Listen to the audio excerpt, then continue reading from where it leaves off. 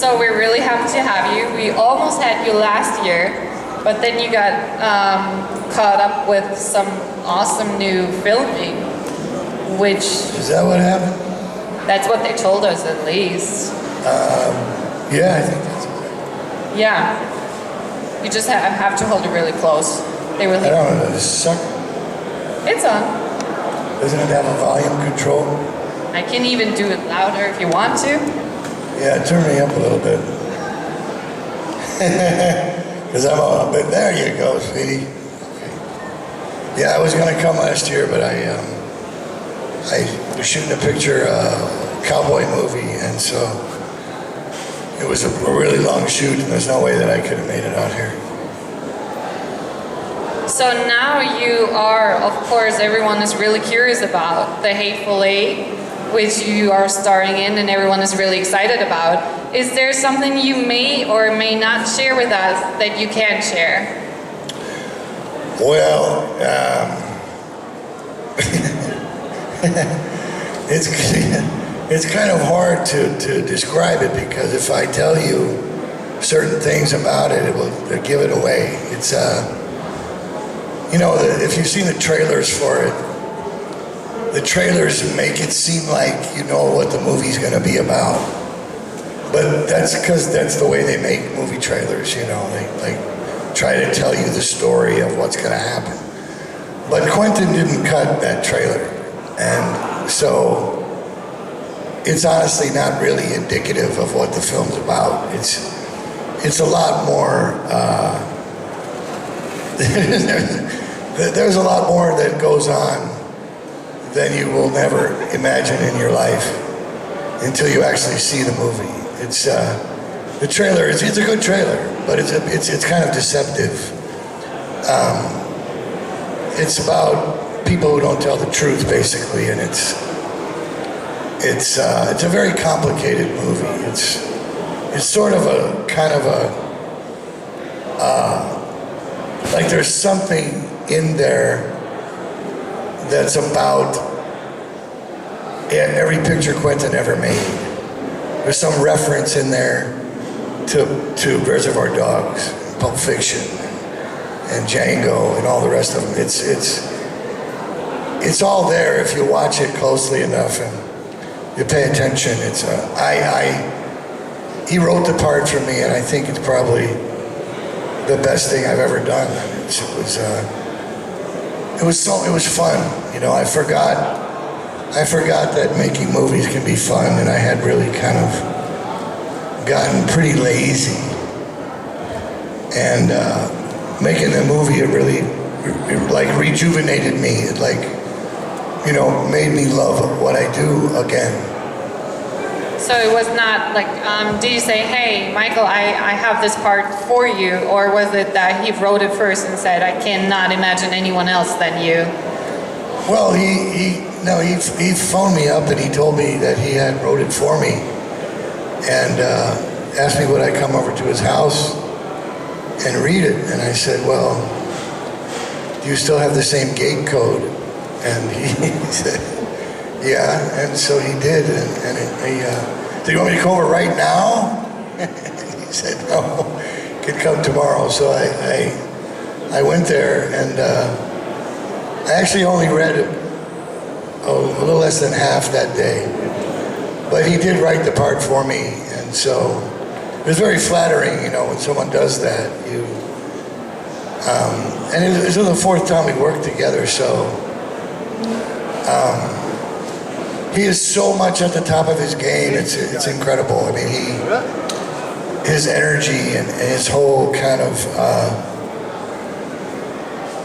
excitement of making movies. You know, you would think that over time it might have ran out a little bit, or, you know, people get kind of easy with themselves and after they have success. But he's more excited and more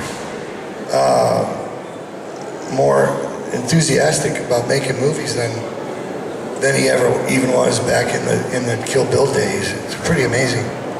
So the character you portray, is it something you can in some parts relate to? Can you tell us something about the character yet?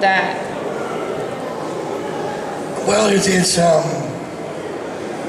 mean, it's a Western, and it's me and him have very similar, we both like the same cowboy movies that we watched growing up, like Rio Bravo and The Magnificent Seven and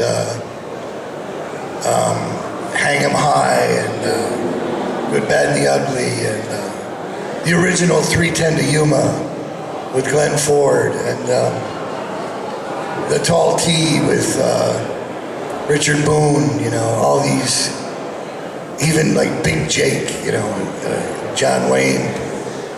And we actually played a lot of music from Rio Bravo while we were shooting, like in between setups or, you know, when we weren't rolling.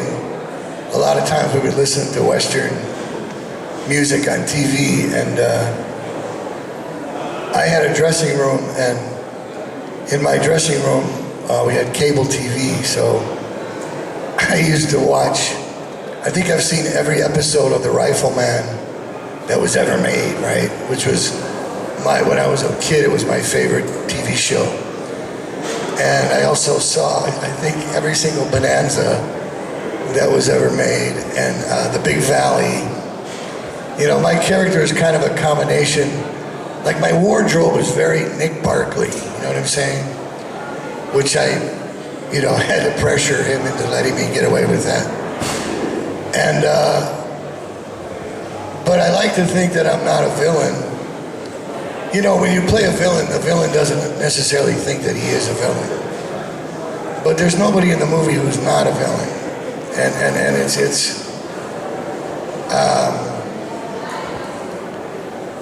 when we did the shoot for the posters and all that, he purposely played that song that Dean Martin sings in Rio Bravo. You guys know Rio Bravo? It's Dean Martin and John Wayne, and anyway, there's a part of the movie where Dean Martin sings a song, and it's very emotional to me. And he purposely played it when I was doing the photo shoot for the poster, and I couldn't. It was so hard for a guy to keep a straight face listening to that song when you know you're going to be in this cowboy movie. It was, I'll never forget it. It was one of those things that will stick in my mind forever, you know? So... What the hell was your question? What am I talking about? Jesus Christ. They're all still listening, so what you're saying must be interesting, so... Or is it? Like, let's see.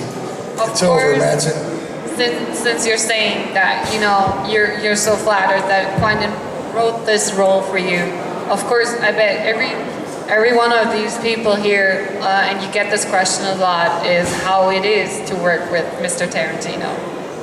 Well, you know what's weird is if you make something with him, there's really like no anxiety factor, because you kind of know going in that it's going to be good. I don't ever see nothing he made that wasn't. And so you don't have to, you know, each day you're not like worried like, oh man, this might not work, or this, you know, that shouldn't be that way. He's very decisive. And you know, because he knows what he's doing, that you don't have to worry about what he's doing. And it's a real pleasure. But the only bummer is that after you do something with him, and then you get another movie, and you go on the set, you look around and you realize, oh man, this ain't gonna be the way it was with Q, you know? It's so hard to compare it. Like, he just has a great set. It has a real feeling of camaraderie and a real feeling of just being in the presence of these, I mean, somebody like Bob Richardson. I mean, between him and Quentin, there's 5 Academy Awards in the room, you know what I mean? And so you sure as hell don't have to worry about how you're going to be photographed. And And he knows me. He knows me so well that I make up a lot of stuff. I have a tendency to ad-lib things. And I've done it with just about everything I've done with him. And for some reason, I'm like one of the only actors that actually gets away with it. And other actors will get, how come Michael can go and say that? Michael can make stuff up, but how come I can't do that? They get angry, and but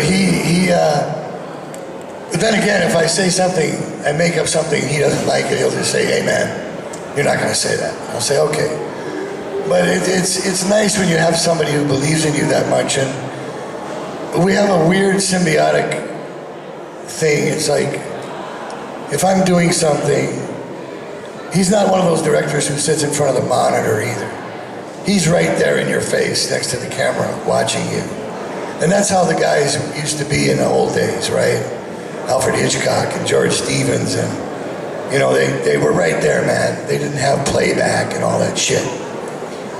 And when he does that, I can actually tell without even looking at him whether he's thinking I'm getting there or not. It's like a subconscious thing that we have with each other. And even a couple times in the film, there was one particular time, and I was just about to say something. It was a phrase, and I was just about to say it, but it was at the end of the scene. I thought, I didn't say it. And all of a sudden he said it. And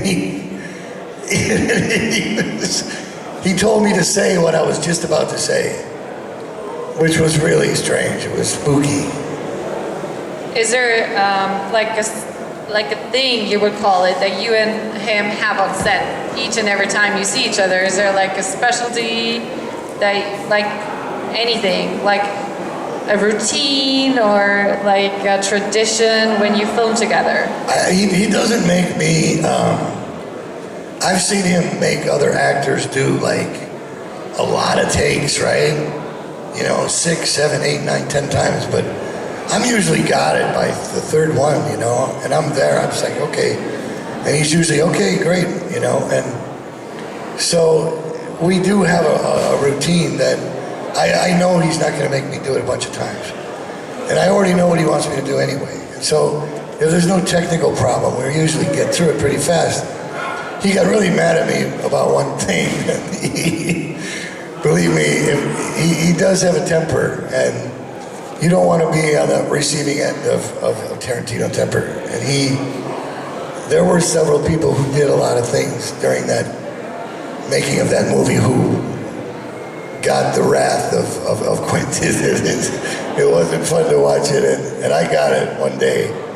I broke something.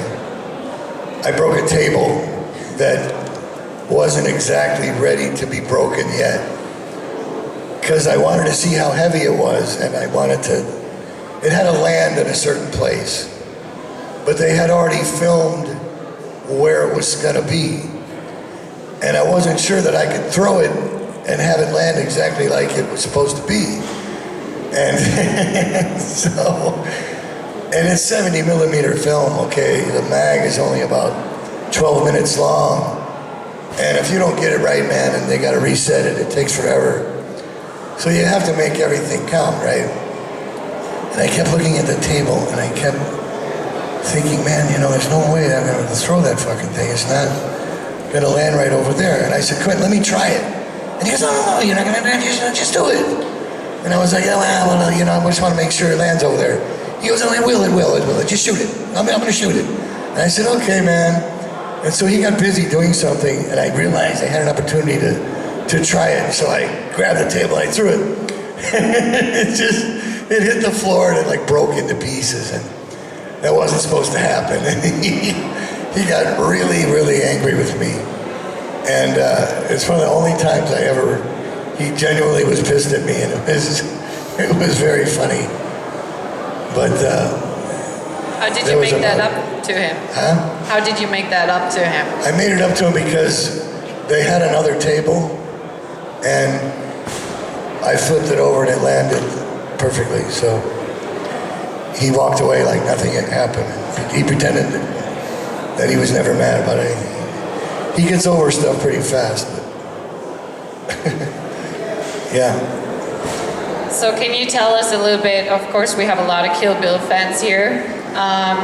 First of all, can you name like your favorite scene that you have yourself in the movie?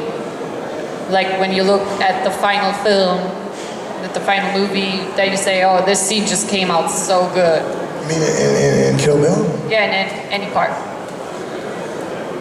Well, you know, being that David Carradine is passed away,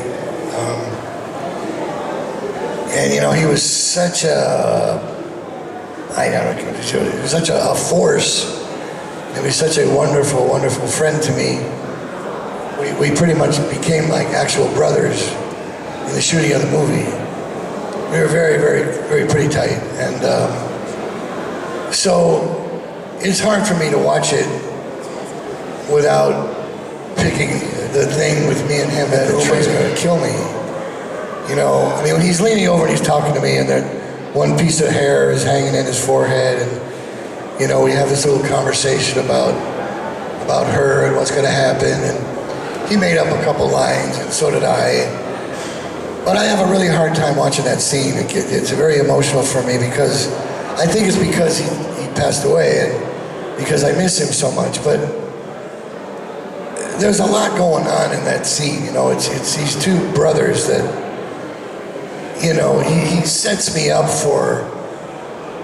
I mean, obviously, when the Uma and Daryl start fighting, and Daryl suddenly sees Bud's sword in my golf bag, and you realize that I didn't really sell it. And so there's a lot more to Bud than, oh yeah, you know, I sold it. He sold a Hattori Hanzo's sword. And they're like, oh, what an idiot, you know? But then you realize that he didn't really sell it. And it gives you a respect for him. And if I could tell one story in terms of what scene I remember, or this or that fucking, excuse me, that hat, that white Stetson that I wear in the movie, he didn't want me to wear that fucking thing, okay? At the beginning of rehearsal, I had just come from Mexico. I was making a Western, and I bought that hat in Durango, and I had long hair, and I was wearing it to rehearsal every day. And he comes up to me and he goes, "You're not gonna wear that hat in the movie." And I said, "Yeah, I am." And he goes, "No, you're not gonna wear that hat. I don't want you to wear the hat." And I said, "Well, you know, I kind of like the hat, and I kind of like to wear it." And he goes, "No, you're not gonna wear the hat." So I was like, "Well, okay." And I was gonna cut my hair off and do something completely different. And then he comes up to me right around the week before we were gonna start shooting, and he goes, "You know, I can't picture you now without the hat, because you wear the damn thing all the time. So now you just wear the hat. You can wear the hat. Wear the hat in the movie." And I was like, okay, you know, I won that argument, right? And I was very happy with myself. So he goes and we shoot the stuff in the graveyard where basically poor Uma gets buried alive. And after we did that, the next day we were out in Bakersfield doing the thing at the strip club where Bud goes to work. And he comes to my trailer and he knocks on the door, and I go, "Yeah," and he hands me these handwritten pages, and he goes, "Here's what we're gonna do today." And I go, "Oh, great," I take it, and I close the door, and I start reading it, and he wrote the scene where Larry tells me to take off my hat. You see, so it was never meant to be in there in the first place. And he knew that it was me, Michael Madsen, that wanted to wear the hat. And if he made me take it off as the character Bud, it would be very disorienting and a bit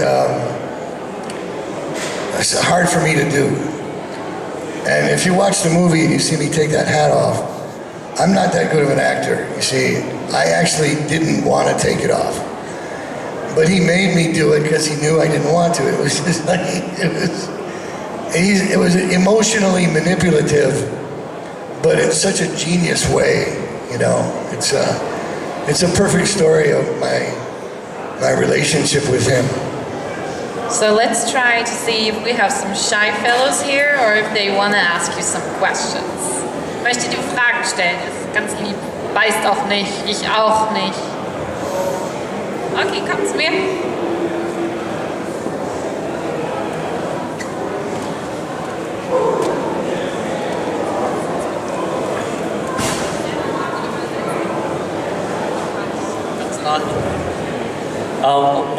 Michael, you worked with Quentin Tarantino in his very first movie, in some in between, and now in the 8th movie. How did your relationship evolve over time? How was change in working, and do you the second part? Do you also meet private, or is it just a working relationship? No, we well, you know, Quentin's not the biggest social animal in the world. I mean, he doesn't really hang out. He's not like that, you know. But we see each other, and you know, we do stuff together when we're not working, and but he, I think he's smarter. I'm smarter. We're both older than Reservoir Dogs, and so our relationship, it grew bigger and it grew stronger over time. You know, when I did Reservoir Dogs, I was just like, I didn't know what the hell I was doing. I honestly didn't know what I was doing.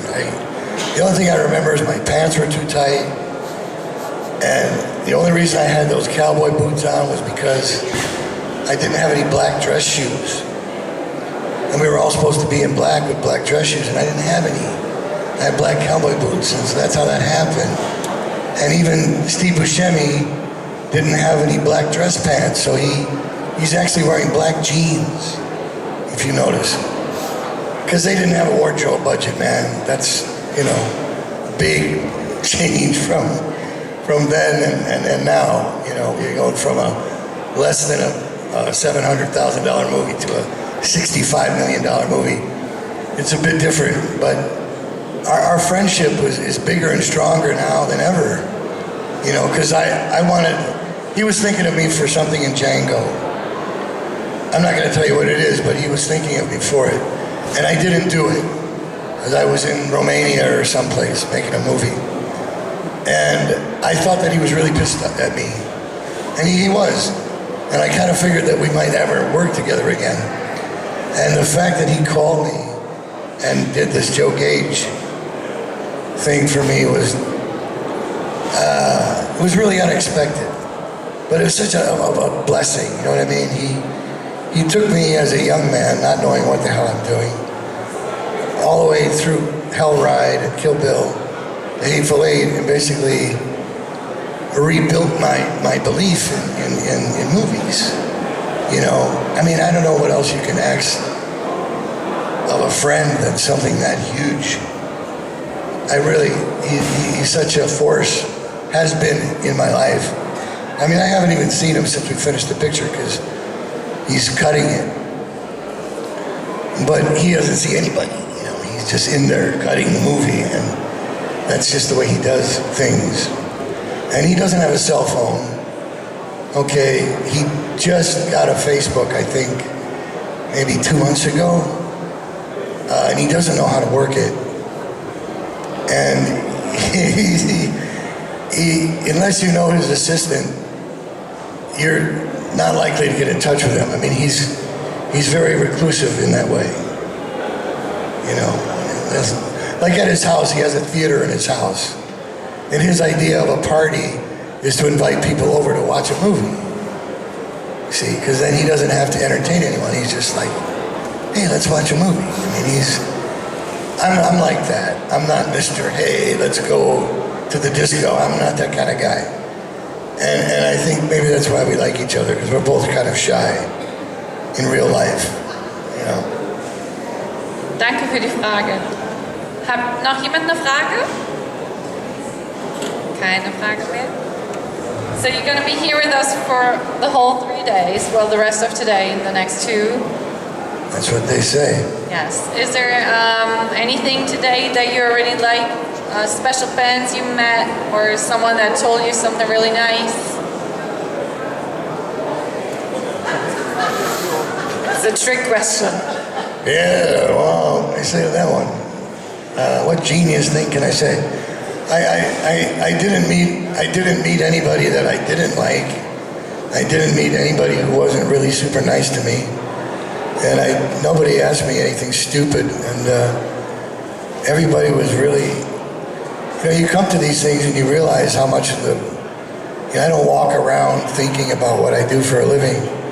But you come to these things and you realize that there's a lot of, it's a big world, I mean, I've been all over the world.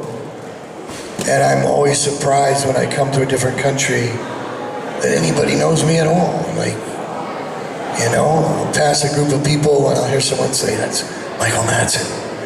And I always kind of stop and go, how the fuck does he know that?